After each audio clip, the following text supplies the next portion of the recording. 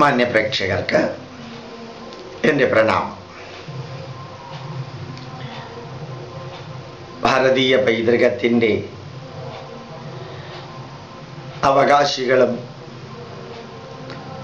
ഭാരതീയ പൈതൃകത്തിൻ്റെ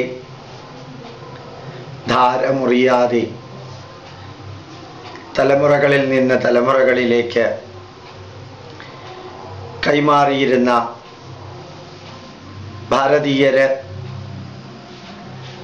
കാലക്രമത്തിൽ നമ്മുടെ പൈതൃകത്തെയും നമ്മുടെ ധർമ്മത്തെയും മറന്ന് ഇംഗ്ലീഷുകാരുടെ സ്വാധീനത്താലോ ഇംഗ്ലീഷുകാരുടെ അതേ വീക്ഷണമുള്ള ഭാരതീയ ചിന്തകരും ബുദ്ധിജീവികളും എന്ന് പറയുന്നവരുടെ സ്വാധീനത്താലോ സ്വാതന്ത്ര്യത്തിന് മുമ്പും സ്വാതന്ത്ര്യത്തിന് ശേഷവും നമ്മൾ നമ്മുടെ പൈതൃകം മറന്നു. നമ്മുടെ പൈതൃകത്തിലെ ആചാരങ്ങളും വിചാരങ്ങളും വിശ്വാസങ്ങളും സങ്കല്പങ്ങളുമെല്ലാം അന്ധവിശ്വാസങ്ങളും ദുരാചാരങ്ങളുമാണെന്ന് നമ്മൾ തന്നെ ഉറക്കെ പ്രഖ്യാപിച്ചു. നമ്മുടെ പൈതൃകത്തെയും ധർമ്മത്തെയും തിരസ്കരിക്കുന്നതും അവഹേളിക്കുന്നതും ബുദ്ധിപരമായ വ്യായാമമാണെന്ന് നമ്മൾ തെറ്റിദ്ധരിച്ചു. നമ്മുടേതായ എല്ലാ അറിവിൻ്റെ സ്രോതസ്സുകളെയും അവഹേളിക്കുന്നത്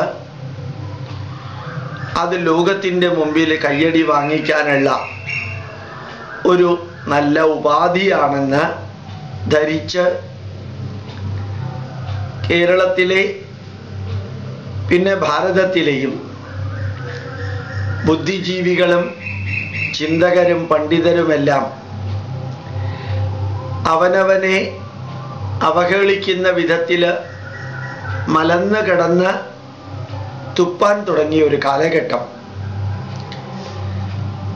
ഈ പൈതൃകത്തിൻ്റെ അവകാശികളും പൈതൃകധാരയുടെ അനസ്യൂതമായ പ്രവാഹത്തിന് സാക്ഷ്യം നിന്നവരുമെല്ലാം ഹിന്ദുക്കളായ ഭാരതീയര്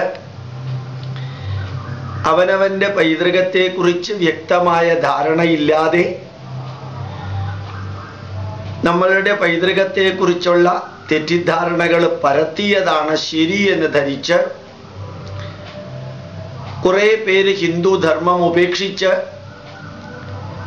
വാൾമുനയുടെ ഭയത്താലോ അല്ലെങ്കിൽ പ്രലോഭനങ്ങളുടെ സ്വാധീനത്താലോ ഇസ്ലാം മതത്തിലേക്കും ക്രിസ്തു മതത്തിലേക്കും മതപരിവർത്തനം ചെയ്തു. മതപരിവർത്തനം ചെയ്തവരെല്ലാം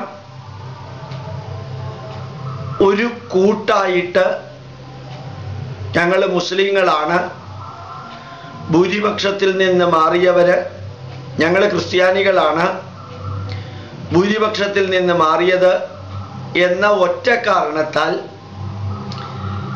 അവർക്ക് ന്യൂനപക്ഷ സ്ഥാനവും അവകാശവുമെല്ലാം ലഭിച്ചു.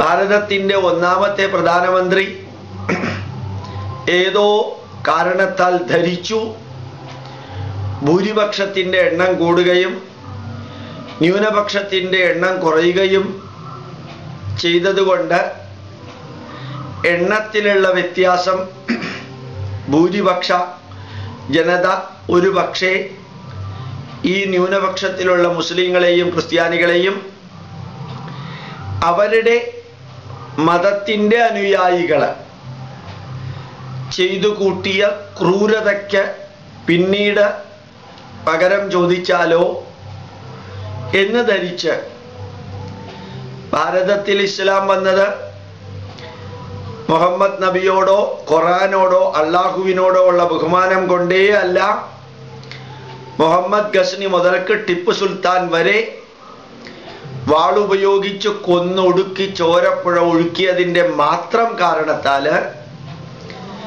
ആ ഭീകരമായ അവസ്ഥ താങ്ങാൻ പറ്റാത്ത ഭീകരമായ ഭയം കൊണ്ട് മാത്രം ഇസ്ലാം മതം സ്വീകരിച്ചു.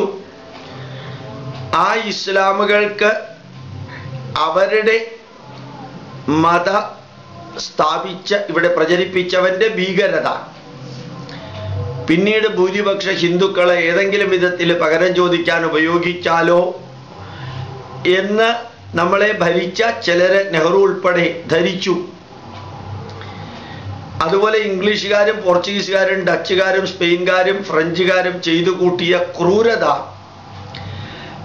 ആ ക്രൂരതയുടെ പരിണത ഫലമായിട്ട് ഭാരതത്തിൽ ഉദയം ചെയ്ത ക്രൈസ്തവ സഭയിലെ ജനത ധരിച്ചു പിന്നീട് ഈ വിദേശികൾ ചെയ്ത ക്രൂരതയ്ക്ക് പകരം വീട്ടാൻ ഹിന്ദുക്കൾ എങ്ങാനും തയ്യാറായാൽ ഈ ന്യൂനപക്ഷം എന്ന് പറയുന്ന ക്രിസ്ത്യാനികളും ന്യൂനപക്ഷം എന്ന് പറയുന്ന മുസ്ലിങ്ങളും അതിൻ്റെ തിക്തഫലം അനുഭവിക്കാതിരിക്കാൻ നെഹ്റുവിൻ്റെ തലയിൽ ഉദിച്ച ആദർശമാണ് ഈ ന്യൂനപക്ഷ പ്രീണനം, ന്യൂനപക്ഷ അവകാശങ്ങൾ, ന്യൂനപക്ഷങ്ങൾക്ക് വേണ്ടി ഭൂരിപക്ഷത്തെ പോലും കുരുതി കൊടുക്കുന്ന അവസ്ഥ,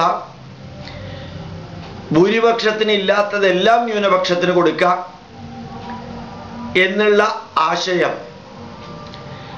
അത് പിന്നീട് ഇംഗ്ലീഷുകാരുടെ സെക്കുലറിസമായി ഇന്ത്യയിൽ മാറി.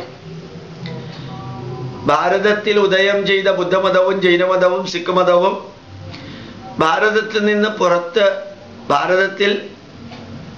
നിന്ന് വന്ന മതങ്ങളും ഒന്നും ഭാരതീയരെ എതിർക്കുകയോ അല്ലെങ്കിൽ നിരാകരിക്കുകയോ നിഷ്കാസനം ചെയ്യുകയോ നശിപ്പിക്കുകയോ ചെയ്തിട്ടില്ല എന്ന് ചിന്തിക്കാൻ നെഹ്റുവിനും അദ്ദേഹത്തിൻ്റെ തലമുറയിൽപ്പെട്ടവര് ഭരിച്ചപ്പോഴും അവർക്ക് ഉൾക്കൊള്ളാൻ സാധിച്ചില്ല. അങ്ങനെ ന്യൂനപക്ഷങ്ങൾക്ക് എല്ലാ സൗകര്യങ്ങളും ചെയ്തു കൊടുക്കുകയും അവരുടെ മതം ഏത് വിധത്തിൽ വേണമെങ്കിൽ പ്രചരിപ്പിക്കാനുള്ള അവസരം കൊടുക്കുകയും അവരെ ഒരു പ്രത്യേക വിഭാഗമാക്കി സംരക്ഷിക്കുകയും അവർക്ക് അർഹിച്ചതോ അർഹിക്കാത്തതോ ആയിട്ടുള്ള എല്ലാ പദവികളും എല്ലാ സംരക്ഷണങ്ങളും എല്ലാവിധത്തിലുള്ള സഹായങ്ങളും ന്യൂനപക്ഷത്തിൻ്റെ പേരിൽ കൊടുക്കുകയും പിന്നീട് അതെല്ലാം വോട്ട് ബാങ്കാക്കി മാറ്റാൻ ശ്രമിച്ച് വിജയിക്കുകയും എല്ലാം ചെയ്തതിൻ്റെ പരിണത ഫലം ഭാരതത്തിലെ ഹിന്ദുക്കള് രണ്ടാം കിട പൗരന്മാരായി മാറി.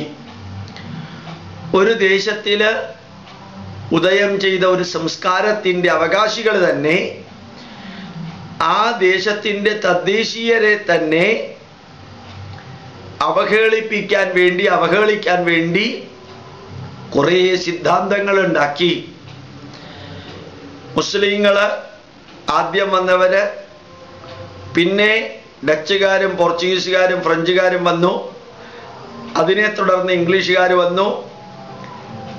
ഈ ഡച്ചുകാരും പോർച്ചുഗീസുകാരും ഫ്രഞ്ചുകാരും അതിനു മുമ്പ് മുസ്ലിങ്ങളും വരുന്നതിന് മുമ്പ് ഇവിടെ ഉണ്ടായിരുന്ന ദ്രാവിഡരെന്ന് പറയുന്നൊരു വിഭാഗത്തെ ഈ മുസ്ലിങ്ങളെയും ക്രിസ്ത്യാനികളെയും പോലെ നശിപ്പിച്ച് ഇവിടെ വന്നവരാണ് ആര്യന്മാരെന്നും ആ ആര്യന്മാരാണ് ഇന്നത്തെ ഹിന്ദുക്കളായ ഇന്ത്യക്കാരെന്നും അതുകൊണ്ട് നമ്മളെല്ലാവരും ഇൻവേഡേഴ്സ് ആണെന്നും മുദ്രകുത്തി മാക്സ് മുള്ളറുടെയും ഇംഗ്ലീഷുകാരുടെയും തലയിൽ ഉദിച്ചത് നേരെ നെഹ്റുവിൻ്റെ തലയിലേക്ക് പകർന്ന് താൻ പണ്ഡിറ്റാണെന്നും താനാണ് ലോകത്തിലെ ഏറ്റവും വലിയ ബുദ്ധിജീവിയെന്നും ചിന്തിപ്പിച്ചും ലോക കാര്യങ്ങളിൽ ഇന്ത്യക്ക് സ്വാധീനം കിട്ടാൻ വേണ്ടി താൻ ലോക പൗരനാണെന്നും ലോകത്തിൻ്റെ കാര്യങ്ങളിൽ ഇടപെടുന്ന വ്യക്തിയാണെന്നും എല്ലാം വരുത്തി തീർക്കാൻ ഭാരതത്തിനകത്തെന്തെല്ലാം നടക്കുന്നു എന്ന് വലുതായിട്ട് ശ്രദ്ധിക്കാതെ ജീവിച്ചു പോന്ന ഒരു ഭരണാധികാരി വിഭാഗം ഭാരതത്തിൽ 55 വർഷം ഭരിച്ചു. അത്ര കാലയളവിലില്ലെങ്കിൽ അതിൻ്റെ 15%, 10%, 5% ഭരിച്ചവരും എല്ലാം ആ കോൺഗ്രസിൻ്റെതായിട്ടുള്ള ന്യൂനപക്ഷ പ്രീണനങ്ങളെല്ലാം ചെയ്ത് ഭൂരിപക്ഷത്തെ അക്ഷരാർത്ഥത്തിൽ രണ്ടാം കിട പൗരന്മാരാക്കി മാറ്റി അവനവൻ അർഹിച്ചത് ന്യൂനപക്ഷത്തിന് കൊടുക്കുന്നതിൻ്റെ ഒരംശം പോലും കൊടുക്കാതെ, തങ്ങൾക്കിതൊന്നും കിട്ടുന്നില്ലെന്നറിയാതെ, തങ്ങൾ ഈ നാടിൻ്റെ പൗരന്മാരാണെന്ന് പോലും ധരിക്കാതെ, അല്ലെങ്കിൽ അങ്ങനെയുള്ളൊരു അഭിമാനമില്ലാതെ ഹൈന്ദവ ജനത വളർന്നപ്പോഴാണ്, നിലനിൽക്കുമ്പോഴാണ് ഹൈന്ദവ ഐക്യം എന്ന ഒരാഹ്വാനം വന്നത്. ഇന്ത്യ അങ്ങനെ ഒരു ആഹ്വാനം വന്നു. യഥാർത്ഥത്തിൽ ഹിന്ദുക്കളെ ജാതിയുടെ പേരിൽ സ്പ്ലിറ്റ് ചെയ്യിച്ച് ഡിവൈഡ് ആൻഡ് റൂൾ എന്ന ആ ഇംഗ്ലീഷുകാരൻ്റെ അതേ ടെക്നിക്ക് ഇവിടുത്തെ കോൺഗ്രസ്സുകാർ ഉപയോഗിച്ചു. അവർക്കറിയാം ക്രിസ്ത്യാനികളിൽ അനവധി വിഭാഗമുണ്ട്, മുസ്ലിങ്ങളിലും അനവധി വിഭാഗമുണ്ട്. പരസ്പരം കൊന്നും കൊലവിളിച്ചും പള്ളിയിലേക്ക് കയറ്റാതെ പോലീസിൻ്റെ സഹായത്തിൽ പള്ളി അടച്ചുപൂട്ടിയും മെത്രാൻ വരെ ഉപവാസമിരിക്കുകയും ചെയ്യുന്നത് ഹിന്ദുക്കൾക്കെതിരെ അല്ല. ഒരേ യേശുക്രിസ്തുവിനെ, ഒരേ ബൈബിളിനെ, ഒരേ കുരിശിനെ, ഒരേ ബത്ലഹേമിനെ പൂജിക്കുന്നവരാണ്. പരസ്പരം അടിച്ചും തല്ലിയും സമരം ചെയ്തും ഉപവാസം ഇരുന്നും അകത്ത് വൈരുദ്ധ്യം ഉണ്ട ഒരു വിഭാഗമായിട്ട് മതപരിവർത്തനം ചെയ്യുന്നതും വളരുന്നതും. ക്രിസ്ത്യാനികൾക്കകത്ത് ഏതെങ്കിലും ഒരു കാര്യത്തിൽ ഐക്യമുണ്ടെങ്കിൽ ഒന്ന്, കഴിയുന്നത്രയും ഒരുമിച്ചിരുന്ന് രാഷ്ട്രീയ അധികാരം തൻ്റേതാക്കുക. രണ്ട്, ഏത് വഞ്ചനയിലൂടെയും ഹിന്ദുക്കളെ മതം മാറ്റാം. മുസ്ലിങ്ങളുടെ ഇടയിൽ ഏതെങ്കിലും വിധത്തിൽ സുന്നിയും ഷിയായും അഹമ്മദിയായും തുടങ്ങിയ വിഭാഗങ്ങൾ തമ്മിൽ ഐക്യമുണ്ടെങ്കിൽ ആ ഐക്യം എന്ന് പറയുന്നത് അധികാരത്തിന് വേണ്ടി മാത്രമുള്ള ഐക്യം. അതുപോലെ പെറ്റുപെരുകി ഇസ്ലാമിൻ്റെ സംഖ്യ കൂട്ടാനുള്ള ഐക്യം. ഈ രണ്ട് ഐക്യമല്ലാതെ അവരുടെ മതത്തിൻ്റെ സ്പിരിറ്റിലുള്ള ഐക്യം രണ്ടിലുമില്ല.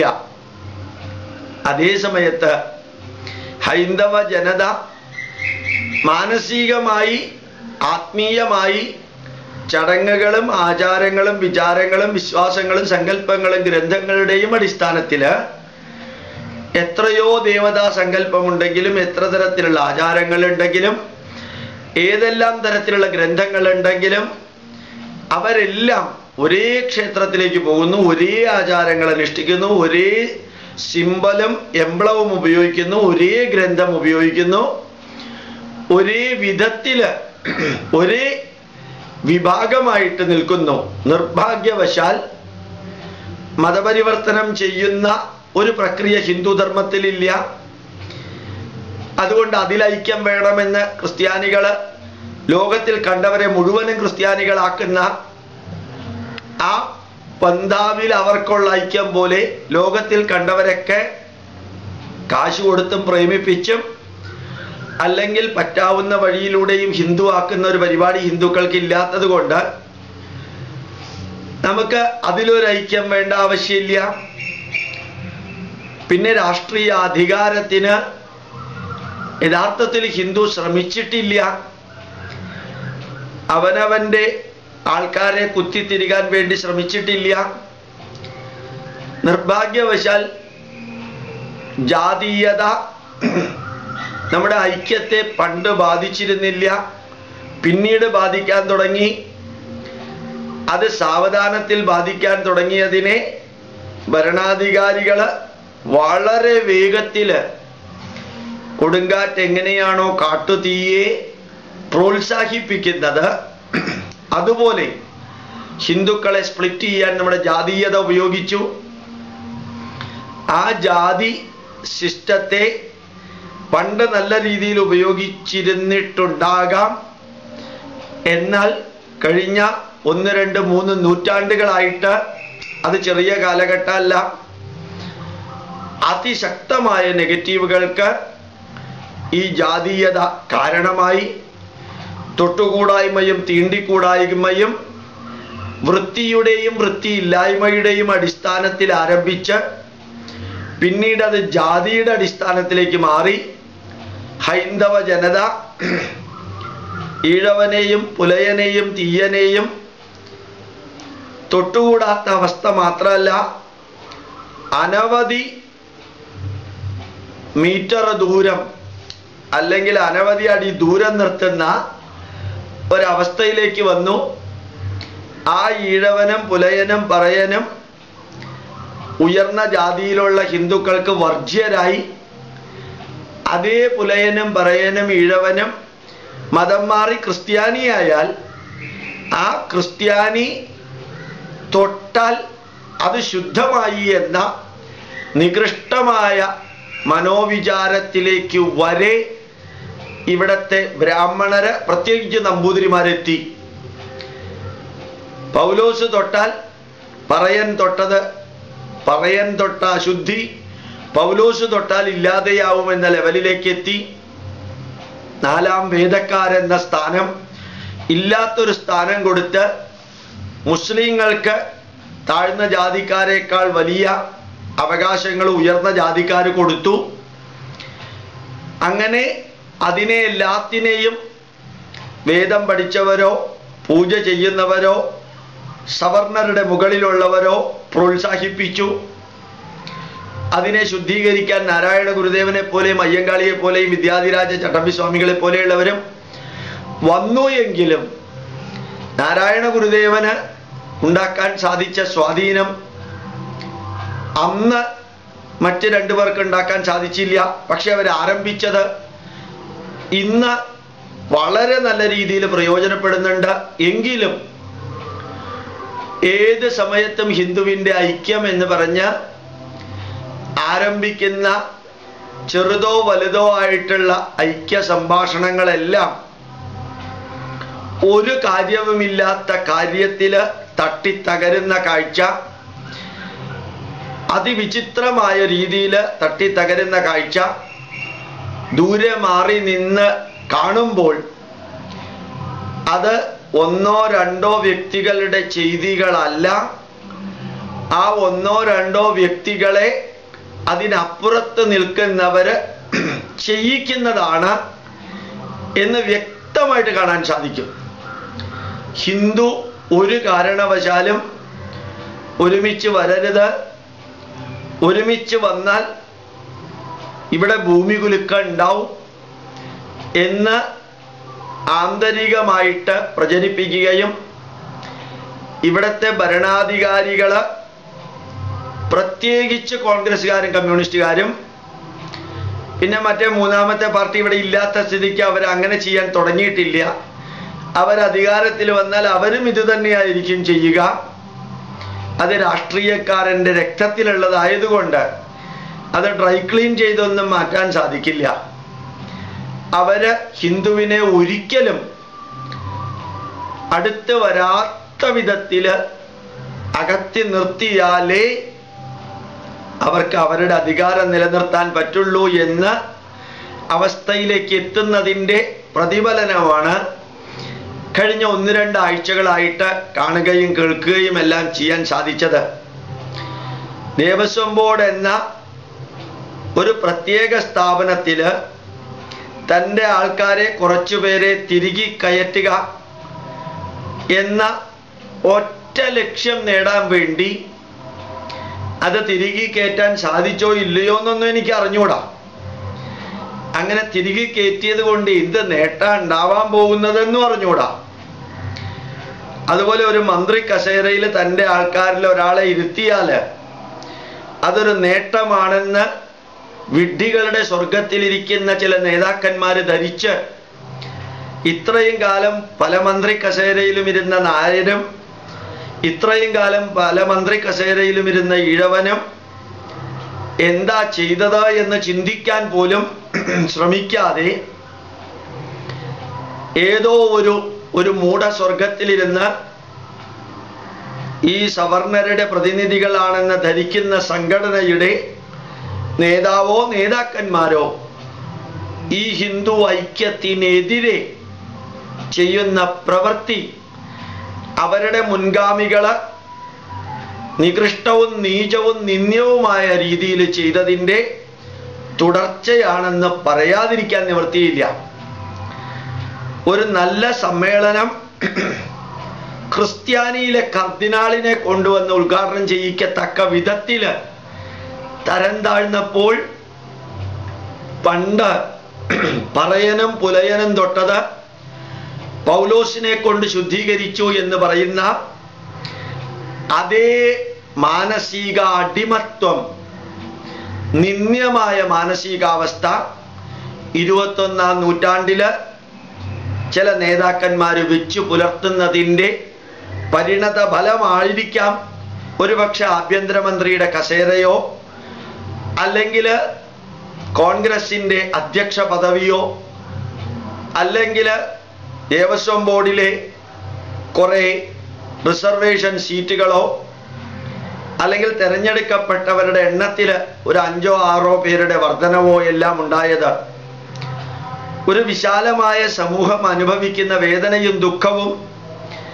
അവർക്ക് അർഹിച്ചത് ലഭിക്കാതെ പോകുന്നതിൻ്റെ കരച്ചിലും ഒന്നും കേൾക്കാതെ ഒരാളെ ഒരു പ്രയോജനവും ഇല്ലാത്ത മന്ത്രി കസേരയിലിരുത്തി അയാള് മന്നത്തിൻ്റെ സമാധിയിൽ എങ്ങനെയാണോ പൂവിട്ടത് അതേപോലെ മതേതരത്വം പ്രസംഗിക്കാൻ പരുമല തിരുമേനിയുടെ മണ്ഡപത്തിലും പൂവിട്ടത് എനിക്ക് നായരും ക്രിസ്ത്യാനിയും ഒരേപോലെയാണെന്ന് തെളിയിക്കാൻ വേണ്ടി മാത്രമാണ്.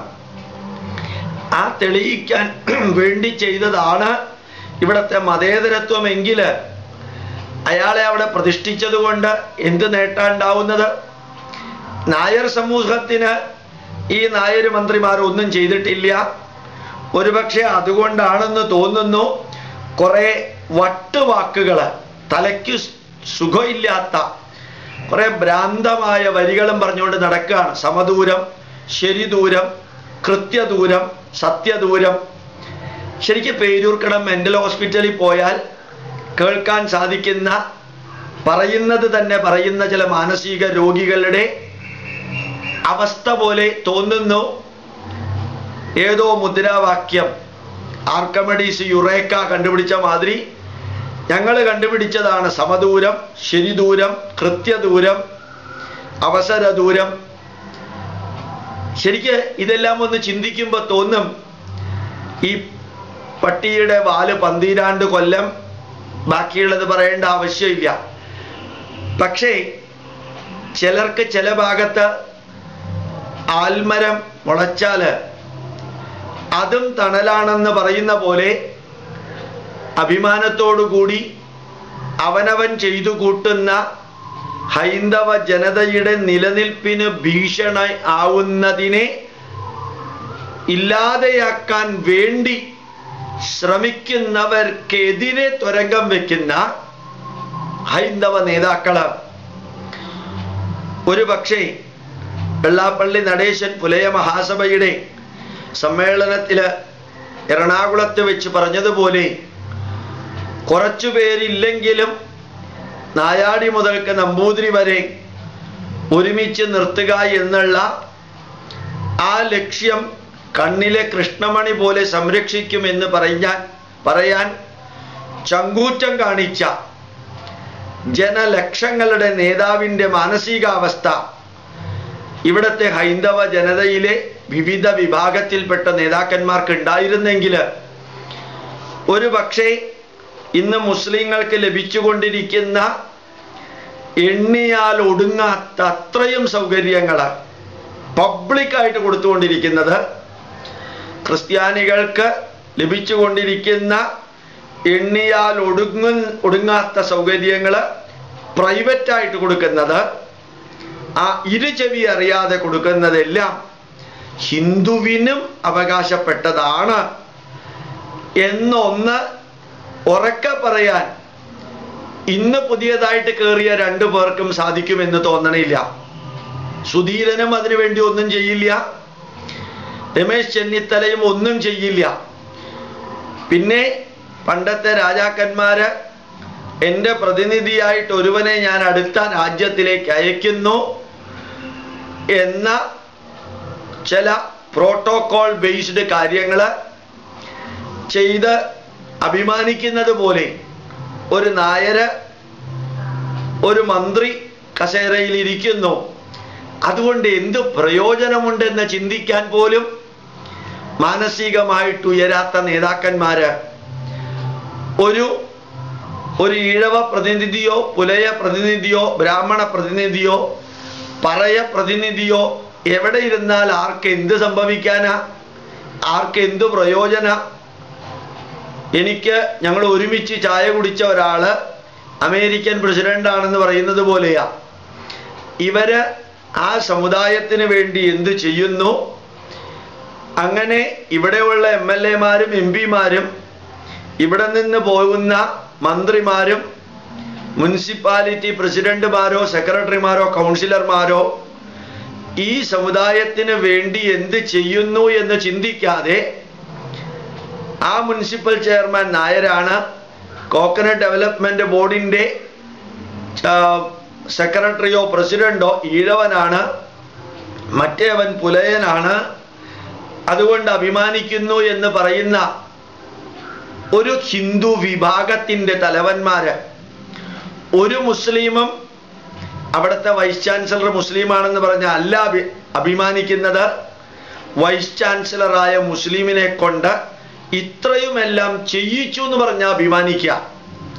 വൈസ് ചാൻസലറോ സെക്രട്ടറിയോ MLA-യോ മന്ത്രിയോ ആയ ക്രിസ്ത്യാനികളെ കൊണ്ട് ഞങ്ങൾക്കിതെല്ലാം ചെയ്യിക്കാൻ ഇരു ചെവി അറിയാതെ സാധിക്കുന്നു എന്നുള്ളതിൽ അഭിമാനിക്കുന്നതിന് പകരം ഒരു 15 ഈഴവനോ പുലയനോ 15 പറയനോ 15 നമ്പൂതിരിയോ നായരോ മുകൾ തട്ടിലിരുന്ന് അവര് സുഖിച്ച് പറ്റാവുന്നിടത്തോളം കട്ടുമുടിച്ച് അവര് സന്തോഷത്തോടുകൂടി ജീവിക്കുമ്പോൾ, അവര് കുടുംബം നന്നാക്കുമ്പോൾ അവരെ അവിടെ ഇരുത്തിയതിൻ്റെ പ്രയോജനം എന്താണെന്ന് ചിന്തിക്കാൻ പോലും പറ്റാത്ത ഈ നേതാക്കന്മാരൊക്കെയാണ് യഥാർത്ഥത്തില് ന്യൂനപക്ഷങ്ങളെക്കാൾ ഈ ഹിന്ദു ജനതയ്ക്ക് ശാപമായി തീർന്നിരിക്കുന്നത്.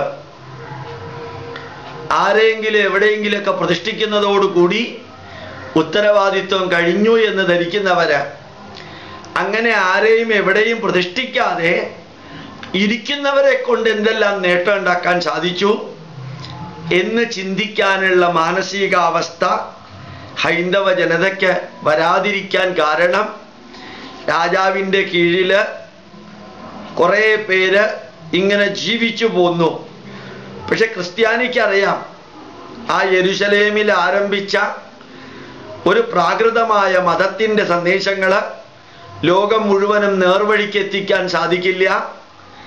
അതുകൊണ്ട് അതിന് വേണ്ട എല്ലാ വഴികളും തിരഞ്ഞെടുക്കാൻ ഒരുമിച്ച് നിന്ന് ഒരുമിച്ച് പ്രവർത്തിച്ചാലേ മറ്റ് വികസിത രാഷ്ട്രങ്ങൾ തിരസ്കരിച്ച ഈ മതം ഈ ഭാരതത്തിലും അതുപോലെയുള്ള രാജ്യങ്ങളിലും പ്രചരിപ്പിക്കാൻ സാധിക്കുള്ളൂ എന്ന് അവർക്ക് ആത്യന്തിക ലക്ഷ്യം മതപ്രചരണമാണ്. ആ മതം പ്രചരിപ്പിച്ച് അംഗസംഖ്യ കൂട്ടി നേടാവുന്നത് നേടി അത് ദൈവത്തിൻ്റെ പേരിൽ ചെയ്യാവുന്ന തെറ്റുകളെല്ലാം ചെയ്യാൻ ഒരുമിച്ച് നിൽക്കേണ്ടത് ആവശ്യമാണെന്ന് അവനറിയാം. അത് തന്നെ ഇസ്ലാമിൻ്റെയും കാര്യം. പക്ഷേ നിർഭാഗ്യവശാൽ ഈ നാടിൻ്റെ പൈതൃക ആയിട്ടുള്ള സനാതന ധർമ്മം അത് ചതിച്ചും വഞ്ചിച്ചും പറ്റിച്ചും മതപരിവർത്തനം അനുവദിക്കുന്നില്ല. തൻ്റെ മതമാണ് ഏറ്റവും ഉജ്ജ്വലമെന്ന് പ്രചരിപ്പിക്കുന്ന സിദ്ധാന്തത്തിലില്ല. നന്മ ചെയ്യണമെന്ന് മാത്രം പറയുമ്പോൾ ഒറ്റയ്ക്കും ചെയ്യാമല്ലോ, ആരെയും ചതിക്കാനും വഞ്ചിക്കാനും ഒന്നും ഉദ്ദേശമില്ലാത്ത സ്ഥിതിക്ക് ഒരുമിച്ച് നിൽക്കേണ്ട കാര്യമില്ലല്ലോ എന്ന ധാരണ നിർഭാഗ്യവശാൽ കഴിഞ്ഞ കുറേ കാലമായിട്ട് നൂറ്റാണ്ടുകളായിട്ട് ഹിന്ദുവിൻ്റെ മനസ്സിൽ വന്നതുകൊണ്ട് ഇപ്പോഴും ഈ രാഷ്ട്രീയത്തിലെ 10ഓ 15ഓ പേരെ ദേവസ്വം ബോർഡിനകത്ത് കുത്തിത്തിരുകി അതിനു വേണ്ടിയിട്ട് ചെയ്തതിൽ അഭിമാനിച്ച് പെരപ്പുറത്ത് കയറി ഓരോരുത്തരും ചെയ്യുമ്പോൾ ആരാണോ ഒരുമിച്ചിരുന്ന് ചില പേപ്പറുകളിൽ ഒപ്പിട്ട് ഹിന്ദുവിൻ്റെ കാര്യം സംസാരിക്കാൻ ഒരുമിച്ച് വന്ന് 3 ഇഡ്ഡലി തിന്ന് ഒപ്പിട്ടതിൽ ഒരാള് മറ്റേയാള് വിളിച്ചപ്പോൾ ഫോൺ എടുക്കാൻ പോലും സമയം കിട്ടാതെ വന്നു. ശരിക്കു പറഞ്ഞാൽ ഇവരുടെയൊക്കെ മുമ്പിൽ നിന്നുകൊണ്ട് 2 കൈയും കൂപ്പി പറയേണ്ടി വരും, നിങ്ങളുടെയൊക്കെ കാലശേഷം മാത്രമേ ഈ നാട് നന്നാവുള്ളൂ എന്ന്. പലപ്പോഴും മൃത്യുഞ്ജയ ഹോമം ആയുസ് കൂട്ടാനും ചിലപ്പോൾ രോഗികളെ പോലെ കട്ടിലിൽ കിടക്കുന്നവരുടെ ആയുസ് കുറയ്ക്കാനും മൃത്യുഞ്ജയ ഹോമം നടത്താറുണ്ടെന്ന് കേട്ടിട്ടുണ്ട്. അതേപോലെയുള്ള മൃത്യുഞ്ജയ ഹോമം ഈ ഹിന്ദു ഐക്യത്തിന് തുരങ്കം വെക്കുന്നവർക്ക് വേണ്ടി വേറെ ചിലർ നടത്തിയാൽ അവർക്ക് ദീർഘായുസ്സുണ്ടാവട്ടെ എന്ന് ദൂരെ മാറി നിന്ന് പ്രാർത്ഥിക്കാൻ തോന്നുന്നു. പ്രണാമം, നമസ്കാരം.